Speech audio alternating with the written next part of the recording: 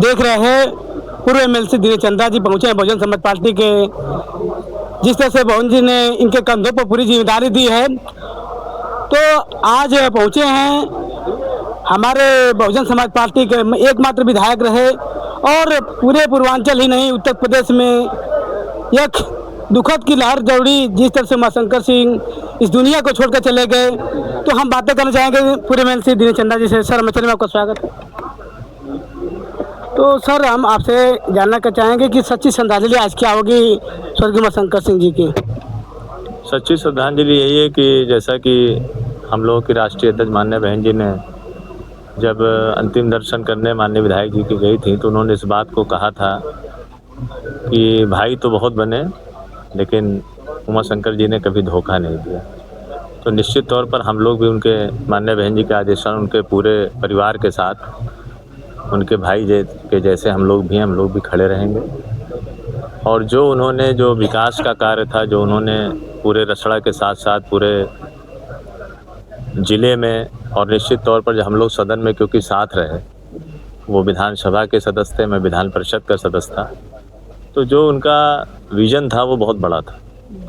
तो निश्चित तौर पर आगे चलकर जब हम लोगों को मौका मिलेगा, सरकार बनेगी, तो उस विज़न को हम लोग बढ़ाने का काम करेंगे और पार्टी को मजबूत करने का काम करेंगे। यही हमारी सच्ची श्रद्धांजलि है।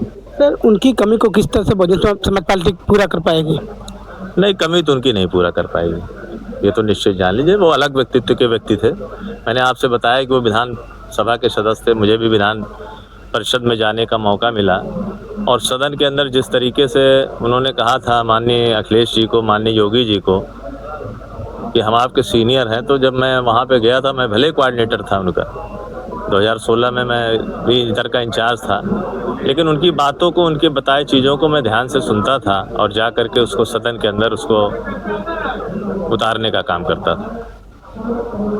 तो हम आखिर सवाल करेंगे सर कि जिस तरह से आज इस पार्टी को जितना क्षतिपूर्ति पहुंची है, तो उसको कैसे कमी पूरा कर पाएंगे? देखिए, आज का ये प्रश्न नहीं है, क्षति पहुंची है, अब कैसे पूरा करेंगे वो आगे का समय है।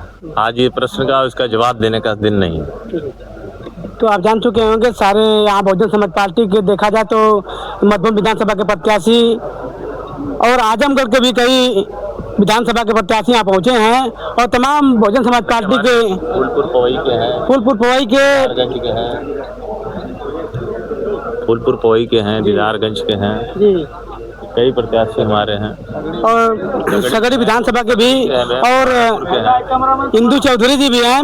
सभी लोग पहुंचे हैं आज श्रद्धांजलि सभा में। तो सब लोग श्रद्धांजलि दे रहे हैं। तो इन लोगों की बातों से कितना सहमत है? अन्य खबरों के लिए मऊ 24 न्यूज फेसबुक पर भी, मऊ 24 न्यूज पर सारी खबर पा सकते हैं। तब तक के लिए धन्यवाद।